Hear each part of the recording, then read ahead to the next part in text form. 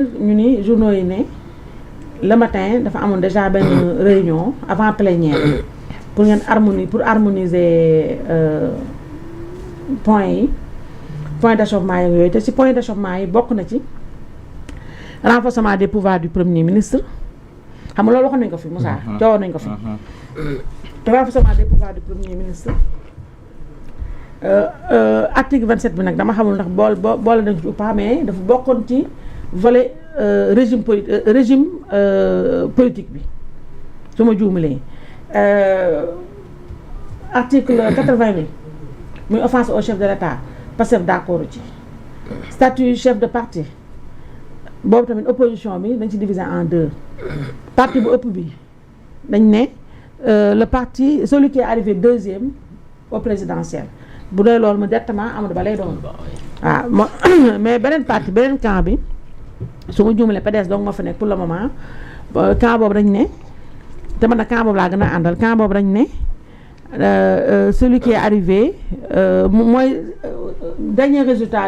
élection yi résultat yooyu la ñuy jël en considération te bu boobaa mooy ki nekk ci parlement bi parti bu gën a représentatif ci opposition bi ci parlement bi donc foofu tamit bokk na ci point d'achoppement bi beneen ba ci des léegi yi am consensus bokk na ci bulletin unique bi bokk na ci aussi les 21 jours de campagne sont maintenus léegi nag xaw ma nag yow foofu loo ñu mën a dolli lu bees ak tamit naka la commission yi yow ban commission nga bokkoon ak aussi naka la commission yi liggéeyee parce que tey def ngeen plénière je pense def ngeen plénière Pape def ngeen plénière tey mais def ngeen plénière tey j'y étais pas aujourd'hui mais kon tey nekkoon ci dialogue non j'y étais pas aujourd'hui donc j'y vais demain inchallah voilà parce que demain mooy clôture bi mais yi may wax ni am nga ci écho wala qu'est-ce que tu en penses waaw alhamdulilah bil intihaay ñu sant yàlla bu baax a baax bi ñu ñëwee aussi di fàttali ne réew mi quand même du lu ñu doon suñu maam lu ñu àbb suñu doom la buñ ko mujjee mu réer et cela explique quand même la raison d'être de li ñuy wooye dialogue ndax loo ci mën a dégg moom ñi mu gën a yàlla ci ñoom ñu dialogué maanaam ñu waxtaan mooy ñi nga xam ne xëy na ba nuy tàmbale xëy na bokkuñu woon gis-gis bokkuñu woon xalaat donc sur question yi ñu posé yëpp ñun en ce qui nous concerne dans le cadre du mouvement pour la justice, le patriotisme et la vérité sunu gaal sunu réew am nañu ci sunuy réponse bopp en tout cas recommandation yi ñu ci def quand il s'agit de commission bi wala commission bële après l'ouverture nous avions choisi quand même discuter ci ñañ ca war a discuter on a choisi parce que comme dañ doon naan pouvoir les oppositions et ainsi de suite ñun nous sommes issus du peuple parce que quand on parle du mouvement pour la justice, le patriotisme et la vérité le mouvement pour la justice, le patriotisme et la vérité MJPV n'existe en fonction ni par rapport encore moins par opposition aux différents mouvements et partis politiques. Le MJPV est l'apanage des militants de la justice et partisans de la vérité. Juste pour dire ñun taxawaay bi askan wi war a taxaw bu ñu jàppoon ne invité nañ leen askan wi mënoon a taxaw yi jëm taxaw fa ñun taxawaay boobu la ñuy am waaye du ñu gis suñu bopp ci ñi nga xam ne foncièrement ñoom la ñuy wooyee peut-être l'opposition traditionnelle ak li ñu wooye mën a wooye pouvoir parce que en démocratie le pouvoir quand même c'est le pouvoir du peuple par le peuple et pour le peuple et à travers cela nous avons un document boo xam ne demain inchallah sax dañ ko présenter foofu jox ko en tout cas ampliation ñi ko war a am tàmbale ko d'abord ci président de la République muy Bassirou Diomaye le ministre de l'Intérieur ak les différentes commissions on s'est débrouillé quand même pour questions yi interrogations yi ñu am yëpp maanaam muy 3 questions yi la nga xam ne moo ci sunu xalaat sunu gis-gis loolu ñu fësal ko bu ko defee ñu mën ko jox commission bu ci ne et pour cela quand même comme honneur la quand même ngeen invité ñu fii c'est tout à fait normal xëy na duggaguñ ci vulgarisation au sens propre du terme parce que ñàkko moom ampliation bi dans un premier temps mais beneen ampliation boo xam ñoo ko def à titre personnel pour li nga xam ne moom la ñu bokk d'autant plus liggéey bu rafet la ñu xam ngeen di def donc ñu décerner leen tout simplement cette copie moo nekk voilà moo nekk noonu donc juste pour dire waxtaan moom day lu jaadu bu nu ñëwee nag peut-être ay chef opposition buñ ko waxee personnellement je sais pas ce que ça veut dire parce que je pense que tey buñ ne opposition au-delà de ku mu mën a doon dama jàpp na tey mooy askan wi au sens propre du terme parce que ñii kaas muy pouvoir muy opposition la ñu war a njëkk a kaas d'abord mooy revendication yi nga xam mooy revendication légitime peuple bi ki nga xam ne nag moom amaana aayewul ki téye mbir mi fi mu toll nii daanaka yor pouvoir ñi ko gën a war a mën a fàttali li nga xam ne mooy liggéeyam jëm ci askan wi mooy ñi nga xam ne peut-être exercer woon nañu pouvoir ñi nga xam ne bëgg nañu exercer pouvoir wala ñi nga xam ne sax amaana li leen tax a jóg pour parler des partis politiques am na ñoo xam ne foncièrement la tax Niccolo Machiavelli doon wax pourquoi on crée une organisation politique c'est pour on crée une organisation politique pour conquérir le pouvoir une fois qu'on le conquiert on se bat aussi longtemps que possible pour le maintenir mais puisque rien n'est éternel on passe tout simplement à passer ce pouvoir à quelqu'un am na ñoo xam ne nag bi ñu jógee parlant de la rationalisation des partis ñun la ñu ca mën a dégg te d'accord ci mooy d'abord nous sommes pour l'expression plurielle et libre parce que tey parti yi lu ñu bari du loolu mooy problème bi mais faisons de sorte que parti au lieu ñuy wax pour parti opposition mu nekk parti lu ñuy wooyee force de proposition au sens propre du terme comme question yi ñu posé fi mu toll nii képp koo xam ne yor nga ci un parti légalement constitué wala un parti parce que boo gisee ba léegi dans le cadre du MJPV nekkaguñu mouvement au sens en fait parti mouvement la ñëw ñu parti au sens propre du terme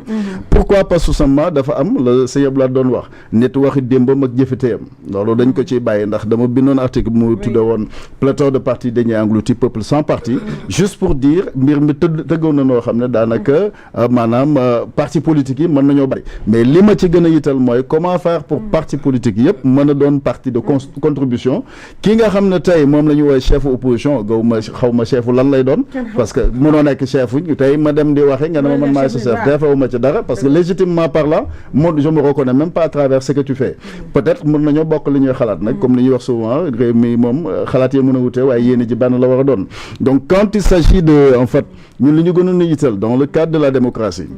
mooy d'abord ñu ngi koy wax léegi par rapport ak ñuy wax tout simplement pouvoir bu ñuy war a yokkee te am na lu ñu ci anticiper boo xoolee première page bi sax la lettre décernée au président de la République ñu ngi ko ciy wax moom ci boppam Bassirou Diomaye parce que nee naa leen au-delà du président de tous les Sénégalais moi je m'adresse à mon frère Bassirou Diomaye Faye au-delà de tous les Sénégalais sur nos premiers ministres wala lu ñu ko mën a tuddee moi je m'adresse à mon frère Ousmane Sonko autant que je m'adressais et je m'adresse toujours à mon cousin Macky Sall juste pour dire lépp loo xam ne ku ci dugg boo léegi mu yàqal la man duma ci ànd ñaar ku ci lu ci waay di dugg te suba mu doon loo xam ne indi teq andi fitna ci réew mi yàq li nga xam ne moom la ñu bokk loolu ñun duñ ci mën a ànd ak nit juste pour dire le président de la République aucunement amul sañ-sañu moo xam dialogue moo xam nu mu mën a tudd légitimité la ñuy wax te et la légitimité prime sur la légalité mënuñoo ñëw yow ñu fal la Sénégalais yi jël seeni carte wote la yow Bassirou Diomaye lenn mooy mën a ne nga jàpp ne fonction bi ñu la jox tu remplis sinon vous remplissez le profil de la fonction ngeen assumer ko bu ngeen ko mënul bu ngeen mënul assumer tout simplement la plénitude de la fonction présidentielle malheureusement du ma neex parce que bu ñu ne Senghor Abdou Diouf Abdoulaye ne Macky Sall bu ma soñoon Bassirou Diomaye quand même gën ci wéy au sens propre du terme mais bu fekkee mënul assumer responsabilité yooyu mu démissionner purement et simplement pour que Sénégalais yi mën a organiser ay élections ñu dal di ci dem mais fii bés bu aventuré woo parce que am na ñu fi nekk déjà di yëkkati mise en accusation daañu ci tudd ay nit ba il s'est avéré finalement que ils ont eu tort sur toute la ligne parce que bañ ne Macky ndax dafa bëggoon troisième mandat yi ça n'a jamais été le cas d'autant plus que loolu la bindoon c'est ce qu'il avait dit te c'est ce qu'il a confirmé kuy wax sa waxi bopp ngay wax bu nuy wax leneen aussi par rapport ak lu mu ci mën a doon question bu ci nekk gis na moom niñ ko ci satale mais tey quand on revient ñu ne la tey en fait dañuy créer tout simplement organisation politique nga ñëw nga yor pouvoir bi tey di ko doxal la ñuy xaar ci yow président de la République mooy nga xam li la def président de la République lan moo la consacré président parce que ba nga gagné rek doona woon président li la consacré d'abord mooy keroog ba nga prêter serment tout simplement du point de vue constitutionnel et le serment constitutionnel c'est sur 4D dañ naan défendre les institutions constitutionnelles défendre l'indépendance nationale défendre l'intégrité du territoire national et défendre l'unité africaine lépp loo def yow président jalon boo posé acte boo posé allant dans le sens nga génn kat yooyu yow tu tombes dans la haute trahison et j'aimerais pas que Bassirou Diomaye tombe dans la haute trahison parlant de Ousmane bi ñu war a yokkal moom ci boppam moo war a nawloo boppam nawloo sénégalais yi parce que ki nga xam ne légitimement faluñ la leer dafa mel ni man bu ma demoon Diomaye ne daf may def super premier ministre d'ailleurs on n'a pas besoin d'un super premier ministre un premier ministre super fort on a besoin d'un premier ministre hyper compétent un ministre pas fort mais au moins compétent un DG pas fort mais compétent au sens propre du terme. Et le président de la République bés bu fooree nag ça c'est la force même de la nation sinon en tout cas muy Sénégal donc aucunement Bassirou Diomaye moo xam ku ko mën a yeewal moo xam ko même ña daje ca dialogue bi yëpp buñ ne woon tey na wàññi légalement xëy na mën na jàpp nuñ ko mën a bindee mais du point de vue de la légitimité il aurait trahi son serment en faisant cela et man li ma ciy bañ et parlant de Ousmane ku koy dimbale la may faral doon wax ne leen xëy na bu desoon suma mbokk yi tugloo rek joolaay moo leen a may seen buur ne leen géej boo ca demee pouvoir géej la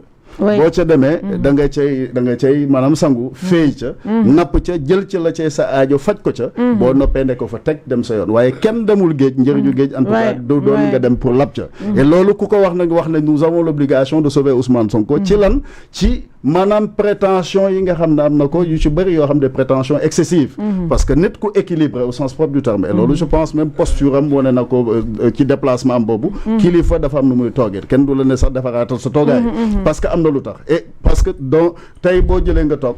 posture la ñuy toogee ñaar boo gannaaw posture boobu ci boppam yow da ngay am sa tenue au-delà de tenue bi ci boppam nag yàlla langage corporel au sens propre du terme et am na loo xam ne quand même xayaan ku dégg séeréer parce que ñun ñëpp ci dëkk bi lañ dox c'est pas pour rien ñu naan la dem nañu fii dem nañu fële kon am na lu ñu ci xam mais pour revenir daal nous devons quand même sauver la case en disant Bassirou Diomaye yow la Sénégalais yi fal yow Bassirou Diomaye fal bu fekkee ne mën nga assumer plénitude de la fonction présidentielle parce que dañ lay jël suñu entreprise nationale ne la yow ñu def tout simplement en tout cas le gérant au sens propre du terme nga war a assumer loolu boo ko mënul amul ngarale amul yàkkale nga démissionner purement et simplement les Sénégalais xool ku ñu tànn bu dee man la ñu taamu wala Moussa lañ taamu wala Samuel wala Ousmane Sonko wala Macky Sall wala